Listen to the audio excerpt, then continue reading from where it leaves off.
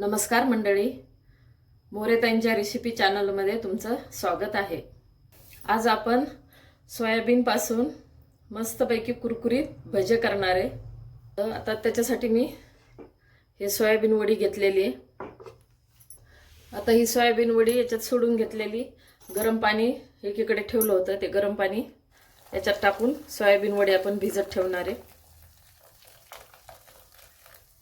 आता बाजूला ठेवते। कांदा घेतलेला आहे, कोथिंबीर, ही लाल मिरची पावडर, चाट मसाला, धने पावडर, हिरवी मिरची अशी बारीक करून घेतलेली, चवीनुसार मीठ। हे 2 चमचे मी तांदळाचं पीठ घेतले आणि ही अर्धी वाटी आपण बेसन पीठ घेतलेले, घरात वापरतो तेच घेतले। आपण गरम पाणी टाकलं होतं, सोयाबीनची वडी भिजत घातली होती आणि थंड झाली आणि भिजली आहे। पण आता आपण याला थोडं कोमट पाणी झाले का याच्यातून पिळून बाजूला काढू।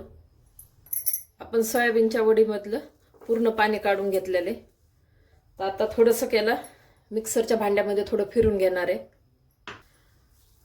हे असं जास्त बारीक नाही करायचं, एकदाच फिरवले। आता आपण काढून घेऊ। आता पूर्ण आपलं बारीक झालेलं आहे, म्हणजे मिक्सरच्या भांड्यात टाकून फक्त एकदा फिरवले। आता आपण आपल्याला कांदा टाकू,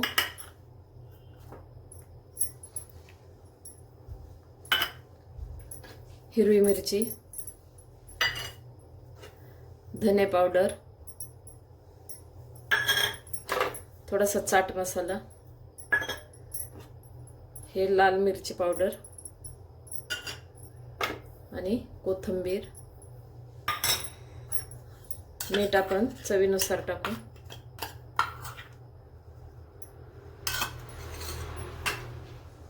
आता याला मिक्स करून घ्यायचं।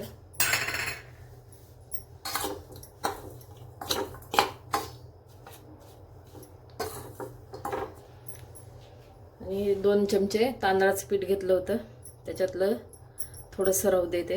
1.5 चमचा टाकलं।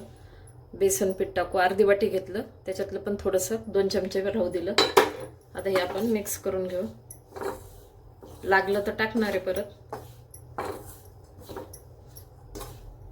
आता आपण मिक्स करून घेतलं, तर मी राहिलेलं पीठ पण आता टाकते। अर्धी वाटी बेसन पीठ आणि 2 चमचे तांदळाचं पीठ, त्याला परत मिक्स करते, नंतर पाणी टाकून आपण भिजवून घेऊ। मग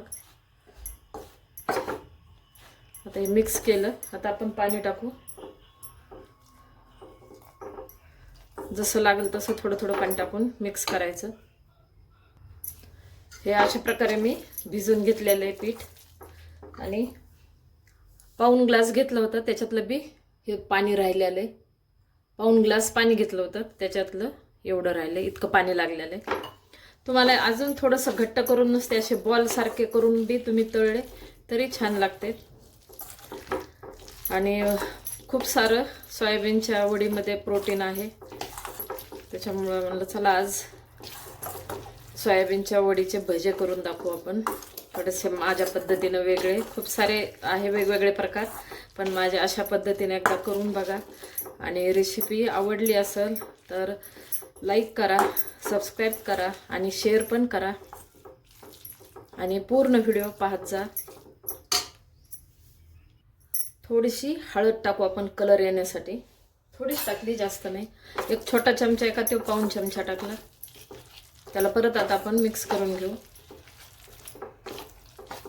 आणि भिजवून वगैरे द्यायची काहीच गरज नाही, लगेच आपण तळून काढू याला।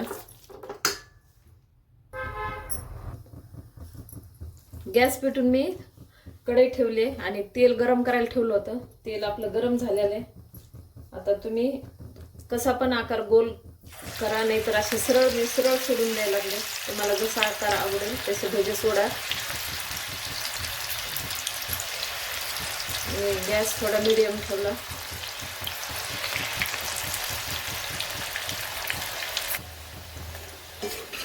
छान कलर आलेला आहे, हे पहा। अशा आकारामध्ये मी भजे काढून घेतलेले, आता व्यवस्थित तळलेत आणि कलर पण छान आलाय।